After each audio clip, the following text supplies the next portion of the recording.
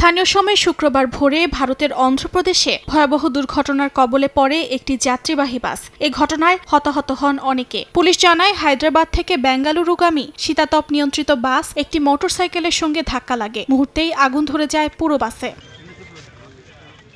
দুর্ঘটনার পরপরই ঘটনাস্থলে পৌঁছায় দমকল কর্মীরা। স্থানীয় বাসিন্দারাও আগুনে দগ্ধদের উদ্ধারে এগিয়ে আসেন। আহতদের কুর্নুল সরকারি হাসপাতালে ভর্তি করা হয়েছে বলে জানায় সংশ্লিষ্ট কর্তৃপক্ষ। কুর্নুল জেলা প্রশাসন জানায়, বেশ কয়েকজনকে জীবিত উদ্ধার করা হয়েছে। মৃতদের মধ্যে কয়েকজনের পরিচয় নিশ্চিত করা গেছে। বাকিদের শনাক্তে ফরেনসিক দল কাজ করছে। বাসটিতে মোট ৪৪ জন যাত্রী ছিলেন। পুলিশের ধারণা, বাস চালকের গাফিলতি ও জ্বালানি লিকেজ থেকেই দুর্ঘটনার সূত্রপাত। এই ঘটনায় গভীর শোক প্রকাশ করেছেন ভারতের রাষ্ট্রপতি দ্রৌপদী মুর্মু। অন্ধ্রপ্রদেশ রাজ্যের মুখ্যমন্ত্রী এন চন্দ্রবাবু নাইডু আহতদের সর্বোত্তম চিকিৎসা নিশ্চিত করার আহ্বান জানান মুখ্যমন্ত্রী। একই সঙ্গে হতাহতদের পরিবারকে আর্থিক সহায়তার ঘোষণাও দেন তিনি। অর্জিতা শেহজিন, সময় সংবাদ।